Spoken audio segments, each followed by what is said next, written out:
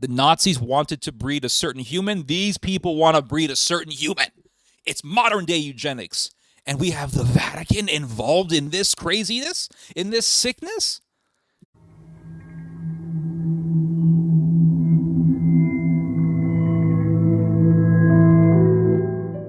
All right, everyone. So I want to talk to you guys about the Vatican, eugenics, and the modern day eugenics movement, and really how the Vatican is in cahoots with the modern day eugenics movement. And I also want to get into the subject of how it's almost completely pointless to try to reason with someone who is a follower of an evil ideology.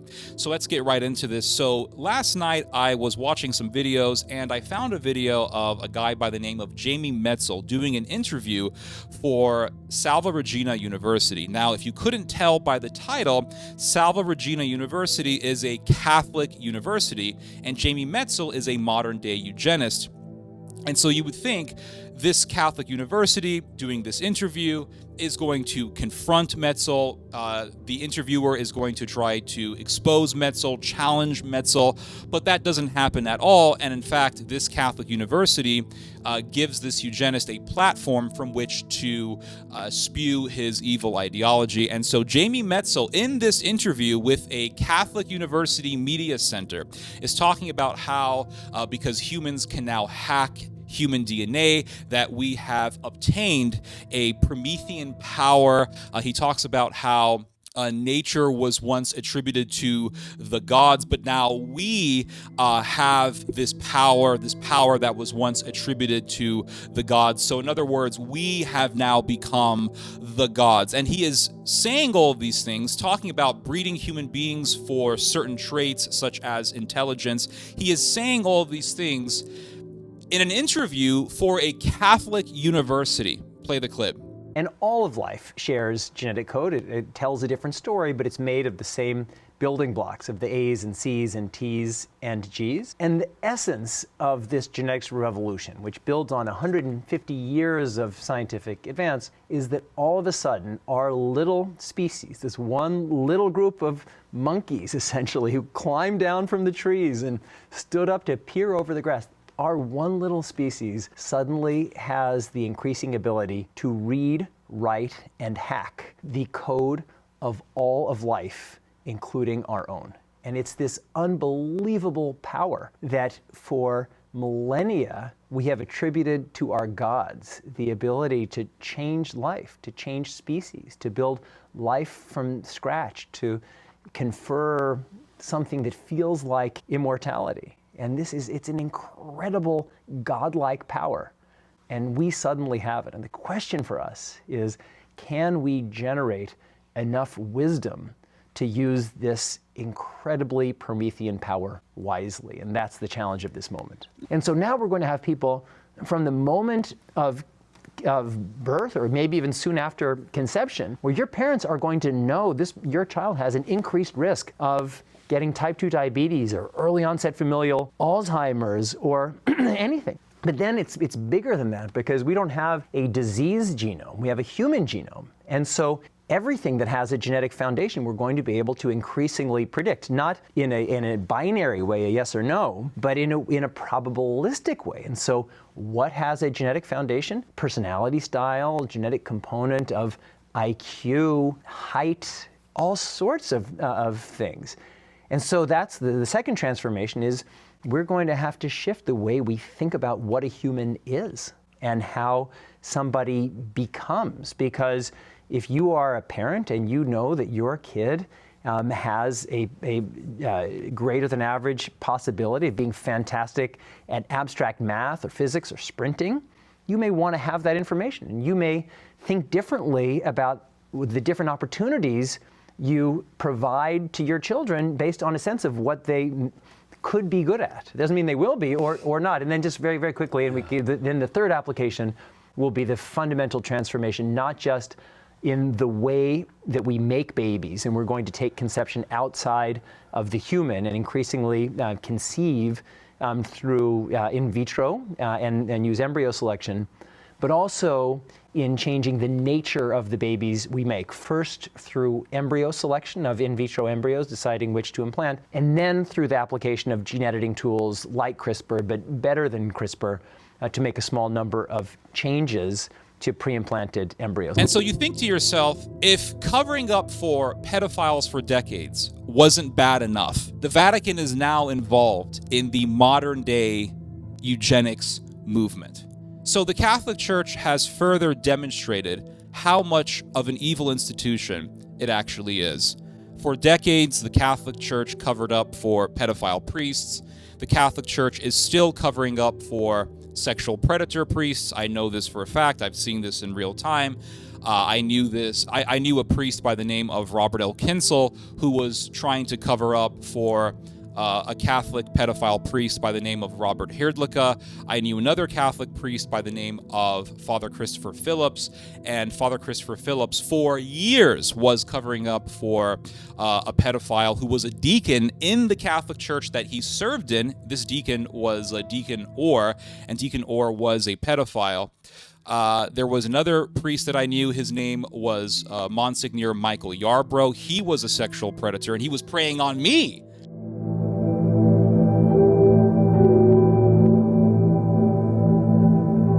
And then I find this report about you. I find this report about you in the San Antonio Express 2002. Does the name Escalante ring a bell? Does the name Escalante ring a bell? You kissed him in the lips. You admitted to kissing him in the lips. You said, oh, I don't think he understood the gesture. I'm sorry, sir. What you're doing, and this was reported by multiple sources, by San Antonio Express, by all these things.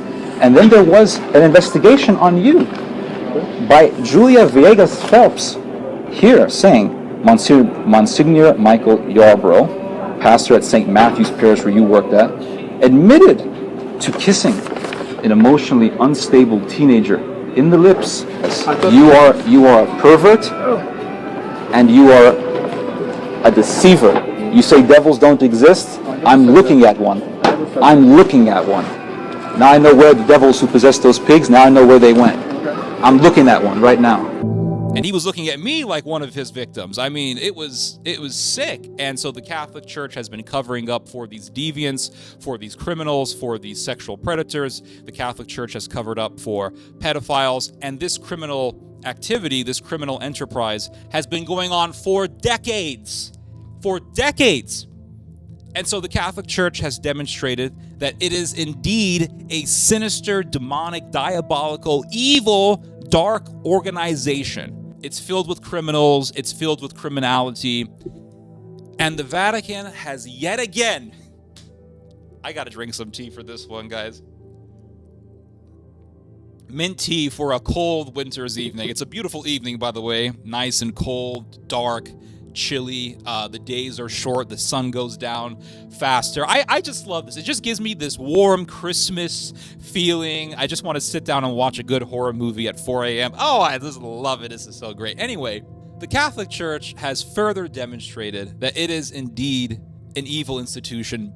And if covering up for sexual predators wasn't bad enough, it is now working in cahoots with the modern day eugenist movement.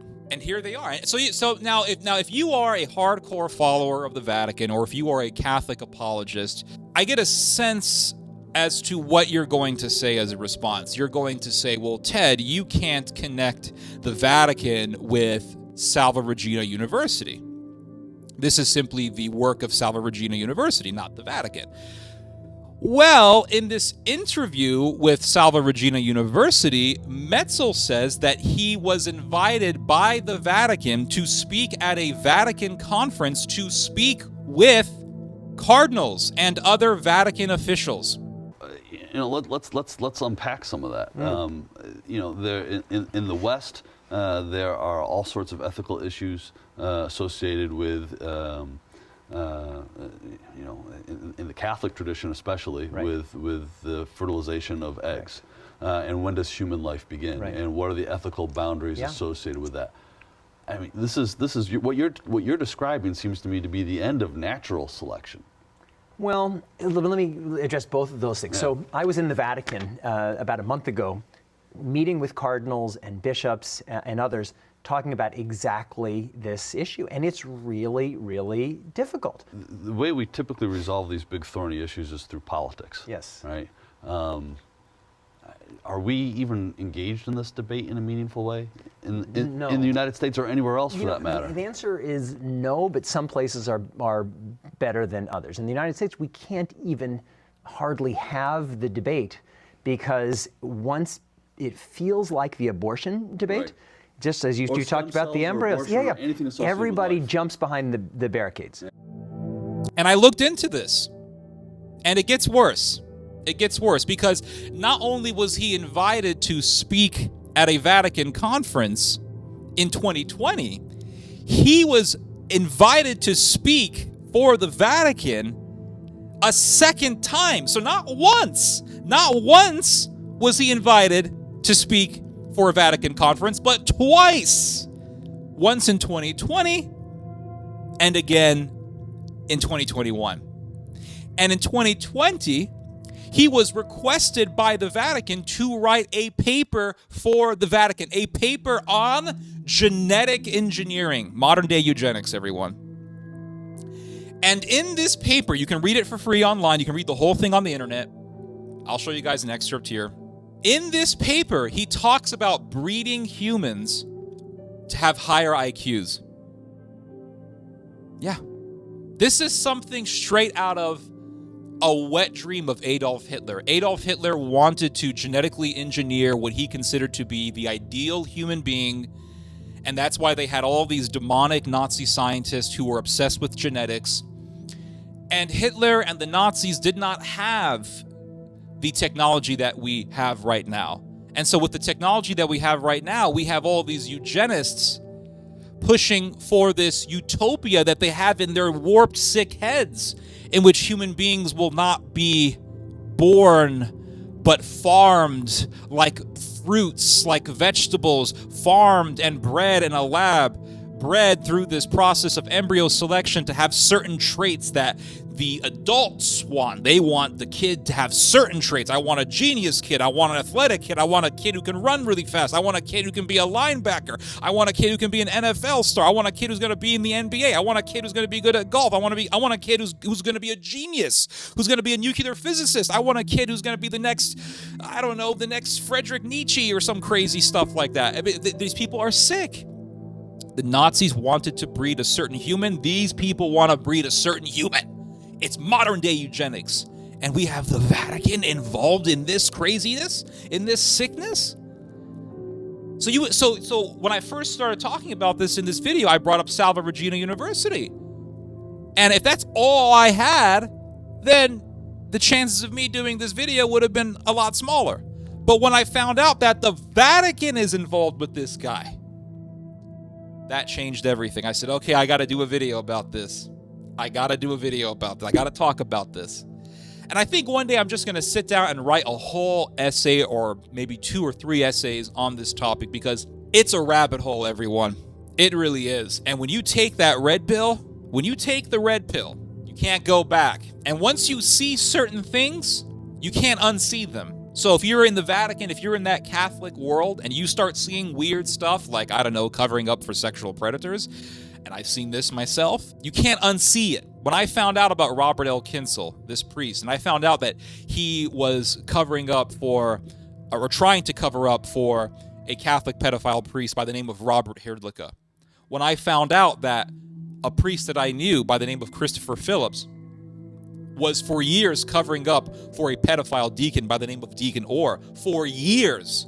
And when I found out that deacon was a teacher at a Catholic school and the male students would avoid classes that he was teaching because they didn't want to be near him, and parents were complaining to Father Christopher Phillips about this deacon, saying that he was a sexual predator, and Father Phillips didn't do a damn thing about it. And for years that church was running, and for years that church was popular. When I found out that this priest that I saw a couple of times at Mass by the name of Monsignor Michael Yarbrough was a sexual predator, and that he had sexually assaulted a young man years ago, And now he was inviting me to go meet him at his office, and he had sexually assaulted a young man in his office. I knew, damn it, I'm not going to let this bullshit slide. And I confronted that bastard. I confronted Yarbrough, and I got the whole thing on film. YouTube took the video down, but I uploaded it onto BitChute. YouTube took it down and said, oh, you're bullying people. Oh, yes, bullying people now. Well, this was back in 2014. I think YouTube is less censoring than it was then. But according to YouTube, bullying someone was confronting a sexual predator. But when I realized all these things, and when I tried to go to the people in charge of the Catholic Church in my area and tell them about this problem, I told them about the problem that I had with Robert L. Kinsel, that he was indeed a predator who was also who also had covered up for a pedophile. When I told the diocese this stuff, they just didn't give a damn. They just didn't give a damn. And they told me, they said, these two officials for the diocese told me, oh, what do you want us to do? And I said, well, excommunicate them. And they said, well, we only excommunicate people if they do something seriously against people's souls. I'm thinking, this isn't going against people's souls. The religion of Sodom, the ideology of Sodom, the LGBT rainbow mafia, promoting that evil is not going against people's souls. According to the Vatican, it's not. It's a demonic criminal institution. That's the bottom line. The scary thing about it is that you have so many Catholics who believe that the Roman Catholic institution is it's never gonna be cut off by God. It cannot be cut off by God because it was founded by Christ. And I would say, okay, the Roman Catholic Church was founded by Christ. I agree. So was the temple. The temple was founded by God himself. The institute of the temple, with all of its priests, with all of its rituals, with its rites, with its system of animal sacrifice for the propitiation of sins, that entire institution was founded by God, the Holy Trinity, Father, Son, Holy Spirit. God destroyed it. God destroyed the temple. He had the Romans destroy it. Now you're going to say, well, the temple is different. That's the temple. The temple was prophesied to be destroyed. The Roman Catholic Church was founded by Christ because Christ told Peter, I'm going to give you the keys. I give you the keys, and on this rock, the gates of hell shall never prevail. And Peter would later become the Bishop of Rome, etc., etc. Christ was talking about the entirety of the church. And the Roman Catholic Church is not the only church that Christ founded. The Roman Catholic Church is not the only member founded by Christ. It's one of them, but it's not the only one. The Church of Constantinople, the Orthodox Church of Russia, the Serbian Orthodox Church, all of these churches have apostolic succession, meaning they can trace their origins historically all the way back to Jesus Christ. So those churches were also founded by Christ. Now you're going to say, but that's different. They schismed, and you can't make a comparison between the Roman Church and the temple of the Hebrews of Israel because the temple was prophesied to be destroyed. But what did St. Paul say in his letter to the Romans? What did St. Paul say to his letter to the Romans? You can go read it. Paul says, do not think that God cannot cut you off. Do not be arrogant. He warns the Roman Church. It's the first ecclesiastical epistle written to the Roman Catholic Church, written by St. Paul. People want to talk about encyclicals and letters written by popes, and they'll bring up something that was written back in the Middle Ages, and I'm here to bring up the first letter written to the Roman Church. It's in your Bible. It's in the New Testament. And that further proves that the Roman Church was founded by Christ. The fact that we have amongst the first documents of Christianity a letter to Rome, that's a pretty big deal. Rome has some serious roots in the history of Christianity, very deep roots. But St. Paul said to the Roman Church, don't be arrogant. And do not think that God will not cut you off. And then Paul goes on to elaborate. He says, because since God cut off the original branches, meaning the temple, God will also cut you off. And so God indeed can cut off the Roman Church. And what do you see in the tree of the Roman Church? Christ said you can tell a tree by its fruit, right? If a tree produces rotten fruit, it's an evil tree. And Christ passed by the fig tree and he said, this fig tree has no fruit. And he came back to the fig tree and he killed the fig tree. He said, this tree has no fruit. He gave the fig tree a chance and he said, this tree has produced no fruit, and he killed the fig tree. And St. John the Baptist tells the religious leaders of the temple, he says, do not think that you are saved merely because you are sons of Abraham, for I tell you now that God can make these very stones into sons of Abraham. The axe is laid out and the tree that has not given good fruit is cut off and thrown into the fire. That's what he told the religious leaders of the temple, and God indeed eventually cut off the tree of the temple. It was cut off. In fact, it was burned. Isn't it interesting that the Romans burned the temple? They burned the whole thing to the ground. They burned it. The only thing that's left is a wailing wall, and the wailing wall wasn't even a part of the wasn't even a part of the temple. And St. John the Baptist tells the Jewish leaders that the axe is laid out and it's going to cut down the bad tree and throw it into the fire, and the temple was what? It was thrown into the fire. And the Jews really thought, well, we're going to be saved because we have Moses and we have Abraham as our ancestor. And what do you see the Catholics doing? Oh, we have Peter as our ancestor. Peter is our spiritual ancestor. We go back to Peter, we're saved. Just like the Jews, I'm of Abraham, I'm good. Nope. And it's amazing that if you go to the New Testament, if you go to the book of Revelation, Christ speaks of the church of Pergamos.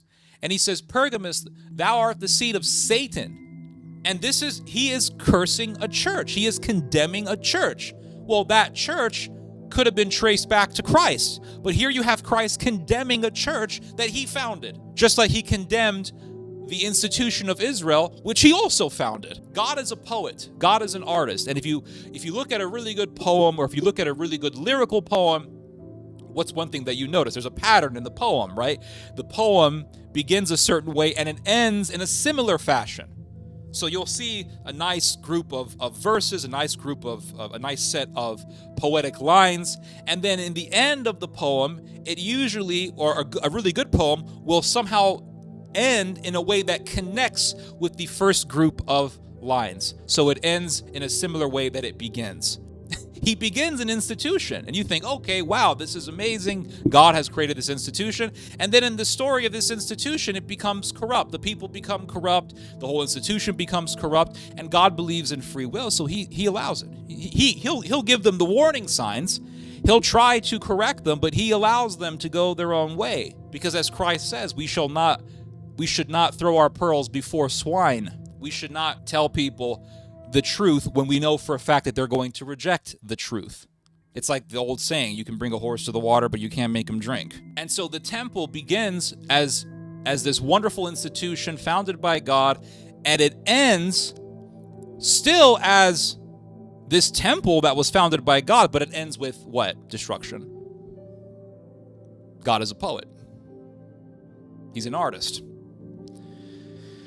But yet you have these Catholics who will sit there and be so adamant about how there is no way that God can cut off the temple. And that's just or cut off the Catholic temple, I should say. The temple of Rome, I should say. And that's just arrogance. And that arrogance was warned against by St. Paul. He said, do not be arrogant. Do not think that God will not cut you off. And what do we see with the Vatican? We see what? Criminality. We see the Vatican covering up for sexual predators for decades, and it's still doing it. And they say that it's not happening. I've seen it. I've seen how they cover up for these predators. And now we see the Vatican getting involved in the modern-day eugenics movement. It's sickening. But you have people who are hardcore Catholics, and you can't tell them a damn thing. And in fact, if you try to show them the reality, if you try to give them the red pill, so to speak, they'll reject it. They will, in fact, hate you.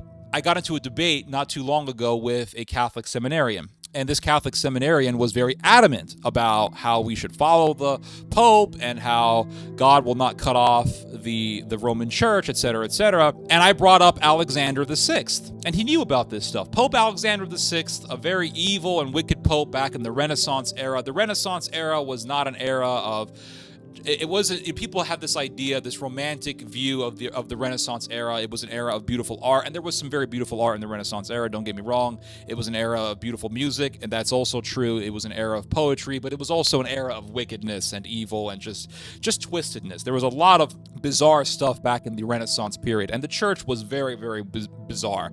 You had people who were in the church in the Renaissance period who were involved in the Kabbalah. They were involved in paganism, occultism, pretty sick stuff, pretty demonic stuff. And so Alexander VI, I brought this up in my debate with this seminarian, Alexander VI, under him was built this construction known as the Papal Apartments. You can go see what's left of the Papal Apartments today in the Vatican.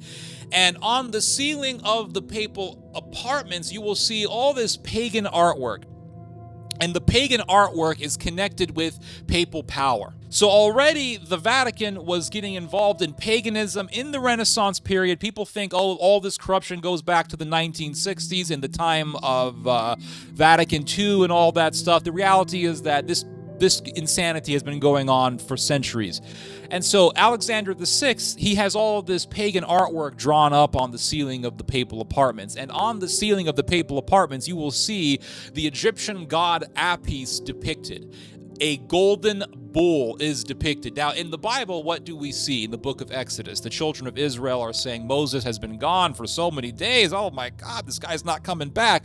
And then all of a sudden, a rebellion breaks out amongst the children of Israel, amongst the Israelites. And they say, well, where is this God that Moses spoke of? Where is this God that Moses speaks of? He has not come down to us. He has not spoken to us. Moses left us. We're stuck here in the middle of the desert. We were better off living in ancient Egypt. We were better off living in Egypt as slaves.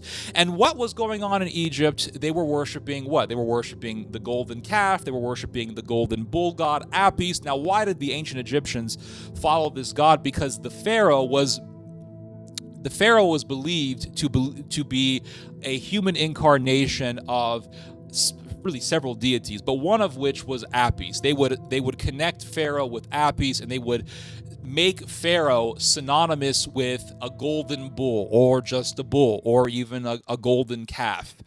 And so when the Hebrews erected this golden calf idol, what they were really saying was, let's go back to Egypt, let's worship the Pharaoh. Because the Hebrews were not pious people when they were slaves. They were pagans. That's why after the Exodus, when the Hebrews got back to the Holy Land, Joshua tells them, you got to forsake all your gods. You got to forsake all your idols. You got to get rid of all that bullshit. But when Moses was getting the 10 Commandments, the Hebrews had a rebellion, and they said, let's go worship the Pharaoh again. So they erected this golden calf image. They got all their golden jewelry. They melted it down. They built this big-ass golden statue of a golden calf. And so they said, let's worship the Pharaoh. Now, if you read, for example, Saint Stephen's speech to the Jews before they stoned him to death, this is in the book of Acts, what does Saint Stephen say? He says, when your ancestors worshipped the golden calf, their hearts had returned to Egypt.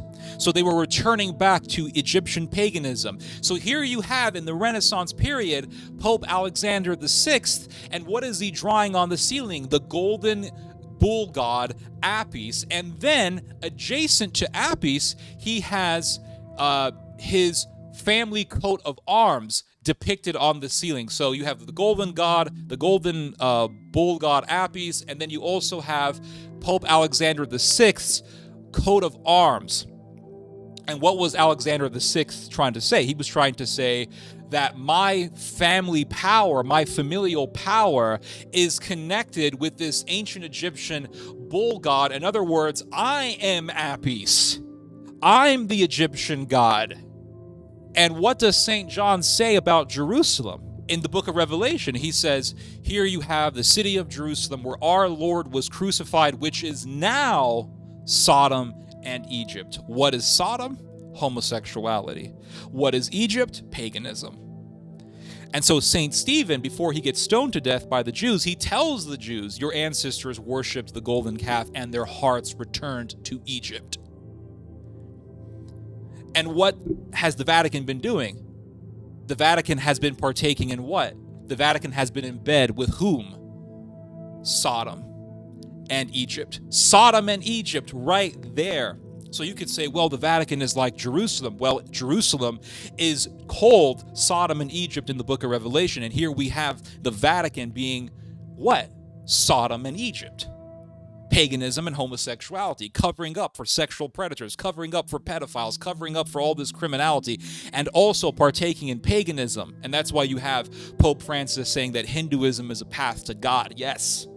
And that's why you have the Vatican putting this idol in a church, the idol of Pachamama, this pagan goddess.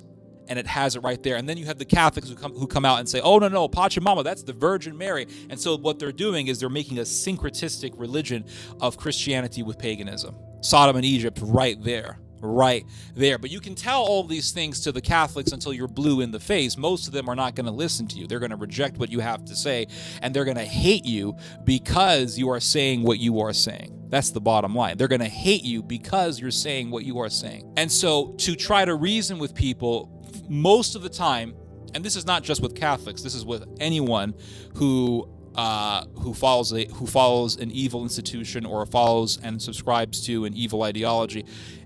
When you're dealing with people who follow evil, it's usually throwing your pearls before swine to try to reason with them and try to warn them, because they're not going to listen to you. Most people, from my experience and from what I have seen, need to find the truth for themselves. They need to find the reality for themselves. I mean, when I decided to become a Catholic back in 2013, I knew about the pedophile cover-ups. I mean, I heard about them, right? I didn't know serious details about them. I never really looked at them in an in-depth manner, but I heard about them. Everyone had heard about that stuff. But I thought that was the media exaggerating it, because I thought, well, the media is anti-Catholic, the media is anti-Christian, so of course they're going to exaggerate those evils. And I said, well, public schooling, public education also has a really big sexual predator problem in which you have teachers preying on students. And I thought, well, I mean, this is a serious problem, but the media is exaggerating the problem when it comes to the Catholic Church, because it has a bias, it has a slant against the Catholic Church. So I proceeded with my pursuit for joining the Catholic Church, and I got confirmed in the Catholic Church in 2013. And then in that same year, I met a priest by the name of Robert L. Kinsel, who was a sexual predator, and I found out that he had tried to cover up for a pedophile priest by the name of Robert Herdlicka and all that stuff. And that was in my first year. So imagine, here you are, right? You join the Catholic Church, and in your first year, you're already being confronted with this evil reality that lies within the Catholic institution. And then in 2014, I met Monsignor Michael Yarbrough. I found out he was a sexual predator. He was trying to prey on me. He invited me to his office to talk. And I said, well, I prefer that we meet in a public place. And the reason why I said that was because he sexually assaulted a young man in his office. I did not want to be one of his victims. Hell no, not going to happen. So I said, let's meet at a public place. We met at a cafe. I confronted him, got it on film. It was epic. But a lot of Catholics attacked me for that. Why? Because they are so fanatical about their institution that even when someone confronts a sexual predator who was a part of their institution, they will attack the person who exposes the evil. Just like they attacked John the Baptist when John the Baptist was preaching against the corrupt leaders of the temple. Just like they crucified Christ. They crucified Christ. Why? Because he was going against the corruption of the temple, and they crucified him. And when Pontius Pilate came out and said, okay, who do you want me to kill? Barabbas, who's a murderer and a revolutionary and a terrorist, or Jesus Christ? And they all said what? Metzaleb. I'm pretty certain I'm saying the correct Hebrew term. It basically means crucify him. Not basically, it means crucify him. And they wanted Christ not only to be killed, but they wanted him to be killed in the most brutal manner that the Roman government executed people in. It was pretty horrendous. And the Catholic Church has gone down the road of the Pharisees and the Sadducees. But to try to reason with people about the realities, the dark realities of the Catholic Church is really throwing your pearls before swine. And I want to get more into that topic, throwing your pearls before swine. I actually wrote down some notes on this, wrote down an outline of this. So, and this doesn't just apply to the Catholic Church, obviously. This applies to any time you're trying to reason with someone who is evil. So I'm reading this book. It's called East West. It's written by this this British writer, I think he's British, this writer by the name of Philip Sands, and he writes about the Holocaust, and he writes about what was happening in Poland during the Holocaust, what was happening in Austria, Germany, and he talks about this guy by the name of Raphael Lemkin. Raphael Lemkin was, I'm pretty certain he was the guy who coined the term genocide. Lemkin talks about how when he was a university student, he got into this argument, into this debate with a professor over the killing of a guy by the name of Talat Pasha. Now, Talat Pasha was one of the leaders of the Ottoman Empire during World War I. He was also one of the orchestrators of the Armenian genocide, in which you had 1 million Armenians butchered by the Ottoman Empire. Very, very horrific event in history, one of the most horrific events in history. And it was an event, it was a genocide that actually inspired Adolf Hitler. Adolf Hitler was inspired actually by 2 genocides, the Armenian genocide and also the genocide of the Namibian people in Africa. And that genocide was done by the Germans. And Hitler was inspired by that. So Talat Pasha was one of the orchestrators of the Armenian genocide, and even though he was a mass murderer, he was allowed to walk freely in Germany. Germany allowed him entry into Germany, and he was walking around in Berlin, acting like nothing bad happened, acting like he was just a regular dude, when in reality, he was a mass murderer. So there was this Armenian guy by the name of Soghomon Tehlirian. Soghomon Tehlirian was an Armenian guy who was living in Germany, and his entire family was butchered by the Ottoman Empire. And so he noticed that Talat Pasha was walking around willy-nilly, nonchalantly in Germany, and he wondered to himself, why is this mass murderer given freedom to walk around Germany? There needs to be justice. And so Tehlirian killed Talat Pasha. He assassinated Talat Pasha. He was put through trial, and the trial of Tehlirian was a major story because here you have this Armenian guy who just killed this Ottoman leader, and he didn't just kill him for nothing. He killed him because he was involved in the butchering of his people, the butchering of his family. So it was a very difficult situation. Are you going to prosecute this guy and put him in prison for killing a political leader, really a mass murderer, who had killed his family and killed his people? He was found not guilty. The verdict of the trial caused a decent amount of controversy because then the debate was, well, does a government have the right to slaughter its subjects for no good reason and still maintain the integrity of its sovereignty and autonomy? And there were people who supported what Tehlirian did. They said Tehlirian did the right thing because this guy was a mass murderer. And there were others who said, no, Tehlirian did the wrong thing because if you can assassinate leaders for their actions, regardless of how evil those actions may be, then you would be giving a green light to people to obstruct the integrity of a nation's sovereignty. And so in this way of thinking, the Ottoman Empire had its sovereignty, it had its autonomy, and thus it had the right to butcher the Armenians without having to worry about political assassinations. So Raphael Lemkin gets into this debate with a professor, and the professor, I believe he was a Polish professor, and he believed that the Ottoman Empire had the right to kill Armenians because the Ottoman Empire had its own sovereignty. It had the integrity of its autonomy. There is an argument that the professor made that was just, to me, ridiculous, but not only ridiculous, but just straight up evil. And this was the argument. He said, let us take the case of a man who owns some chickens. He kills them. Why not? It is not your business. And you're thinking, how in the hell could you equate human beings with chickens? And how in the hell could you equate the genocide of human beings with the killing of chickens and think that that's actually a good argument? Obviously, this person is not reasonable. Anyone who makes this argument is not reasonable and is obviously coming to you in bad faith. But Raphael Lemkin did respond. He said the Armenians were not chickens. Is that not obvious? And this is why I always tell people, evil is always the denial of the obvious. A rapist wants to rape. It's obvious that rape is wrong. Are you going to waste your time telling the rapist that he's wrong? No, you're going to have the rapist arrested and executed. That's what rapists deserve. Pedophiles know that pedophilia is wrong. Are you going to tell the pedophile, oh, pedophilia is wrong? No, you're throwing your pearls before swine. The pedophile deserves only what? To be arrested and executed by the state. That's the reality. The pedophile does not deserve to be reasoned with. But you have people who want to reason with evil. And here is the reality. The reality is that evil people love it when you try to reason with them. They love it. They love it when people come to them and say, don't you know what you're doing is wrong? And that gives them the opportunity to look down on you and say, you are so beneath me. I'm so above you. Look how much I have disturbed you. Look how much I have gotten underneath your skin. Look how much I have psychologically rattled you and just flustered you. Look how flustered you are. Look how agitated you are. Look how frightened you appear. Look how shaky you are. Your hand is shaking because you're so upset with me. Look how much power I have over you. Evil people, sadistic people, narcissists, these types of people, they love this sort of attention. It's like someone saying the sky is green. And you say, no, the sky is blue. And then he's saying, no, it's green. He loves the attention. He loves the fact that you're giving him attention for this ridiculous reason.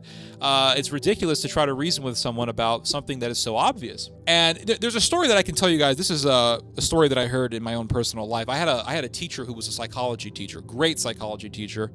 And he was the most favorite teacher, the most popular teacher in the school that I was going to, because he was so cool and he was so good at communicating. And he would never try to give us homework. He wanted us to just have a conversation. And so his classes were just us sitting down, him talking to us, and us having a conversation, us having a discourse between the students and the teacher. A very good method of teaching because you tend to remember things easier when you're having a conversation. This teacher of ours, he told us about how he was a police officer.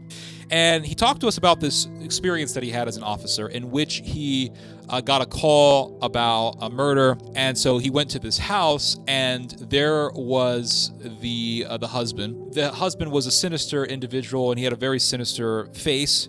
And the wife, she wasn't dead, but the wife was bleeding tremendously. They noticed the blood coming out of her chest. It was pouring out of her chest. And so this teacher of ours, he told us about how he immediately went to go stop the bleeding. And he said, I immediately went to go stop the bleeding and I put my hand on her chest to stop the bleeding. And I pulled my hand back and all of a sudden there was a cut on my hand. And he said that this husband of hers was a butcher. He was a professional butcher, and so he knew how to cut meat, and he knew a lot about sharp blades, and he had a lot of sharp blades. And he actually took a knife. I think he murdered his own kids, and then he took a knife and he was able to put the knife into her chest in a way where it would just stay there and she would be kept alive at least for a prolonged period of time. And so when he put his hand on her chest, his hand went inside of her chest. That's how deep the wound was. And his hand went against the blade and he pulled his hand back and there was a deep cut on his hand. And he said that guy, it turned out that he was a member of a cult. He was a member of a satanic cult.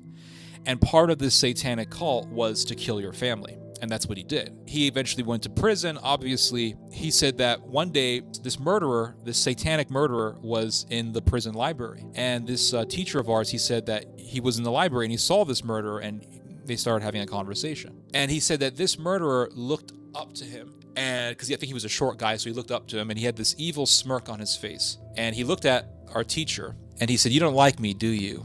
You think I'm a bad man." This murderer was relishing in the fact that this teacher of mine was disturbed. And that's how evil people are. They love people giving them attention, telling them that what they're doing is wrong. It's like the women who do abortions and they're proud of it. As a woman who has borne 2 children, I can affirm that I felt something sacred happening in my gestating body during those pregnancies. I can also attest that I felt God's presence with me as I made the decision to end 2 pregnancies. And I felt no guilt, no shame, no sin. I had an abortion 2 years ago and I don't regret it at all. They yanked the fetus out of my uterus. And I'm so happy. Okay. I'm so grateful. Okay. And I'm a professor at this university. Okay. And I make more money than you. And you tell them, hey, abortion is murder. And they say, oh, I did abortion and I loved it. It's amazing, right? They get a thrill out of you trying to correct them. As many of you saw, I had an abort earlier this year, not only because I don't want children right now, but you want to know the real reason? I already have a baby. It's this one right here. And he cost me a lot of time and energy and money. And if I had to choose between a human baby's needs and this one? I'm choosing this one. A miscarriage is a medical abortion. No, Yes, no, it's not. yes. Okay, let me educate you, okay? Yes, it Well, hold on, yes. hold on. Get back, hey, get back. Hey, Hey, Get that's back. not okay. Don't put your hand. hey, get back. Stop. Stop. And this is why Jesus said, don't throw your pearls before swine. And there's another example that I want to give to you, the example of Hans Frank. Hans Frank was the main governor ruling over German-occupied Poland.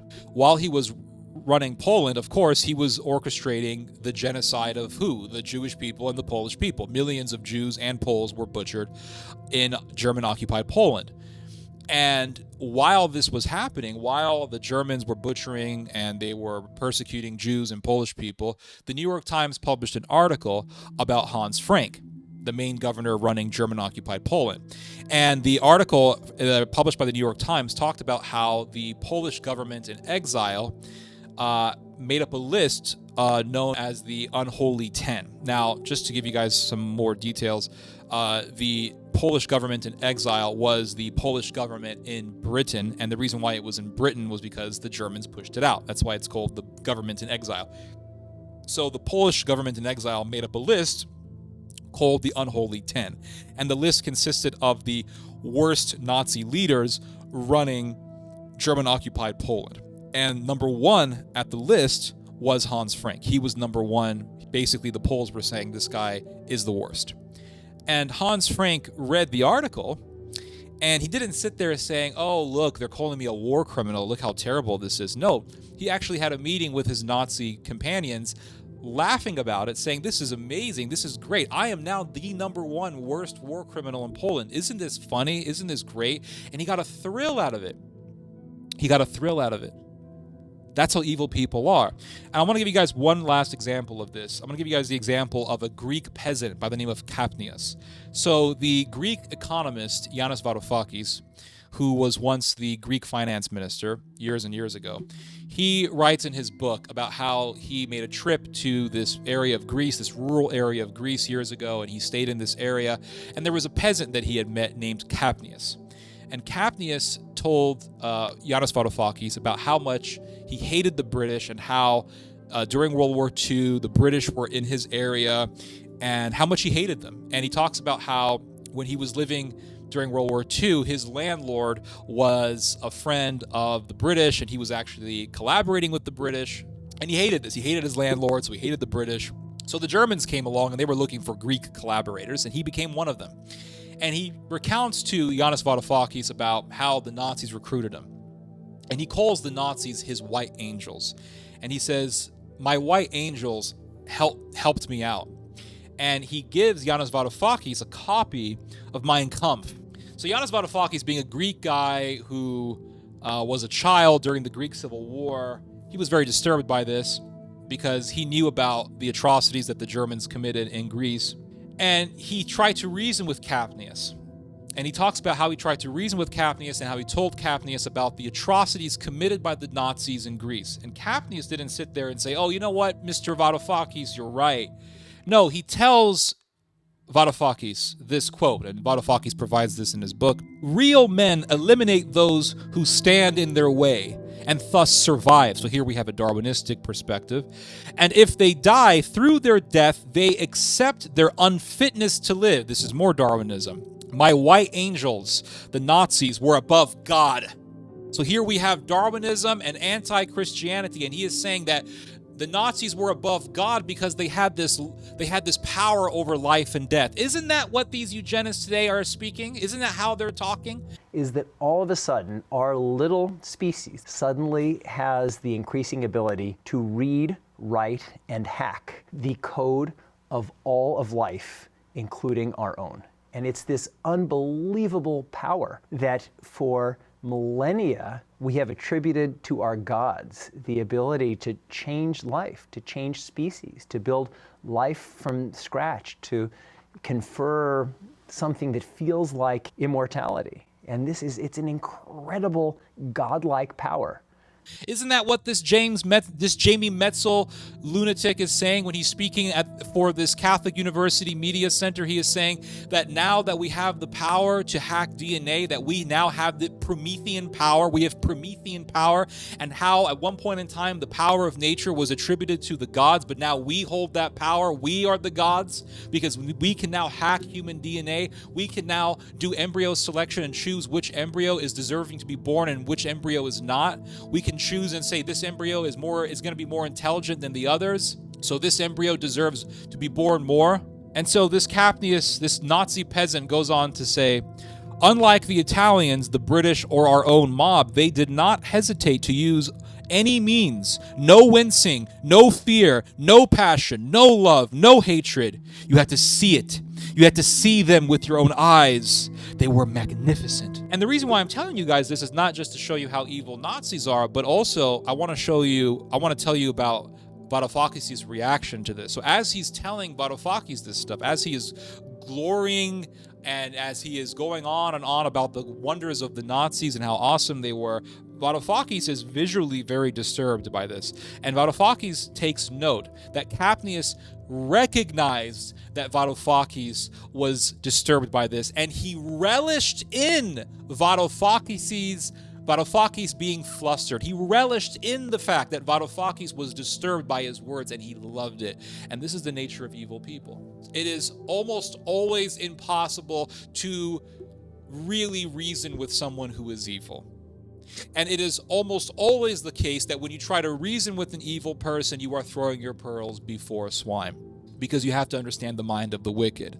They love making you flustered. They love disturbing people. It is a waste of time to try to reason with them. And we are dealing with the mind of the wicked. And what does it say in the Book of Wisdom, chapter 2, when describing the nature of evil? It says that the wicked say amongst themselves, let us kill the weak, because what is weak, what is not strong, is useless to us. This is the mind of the wicked.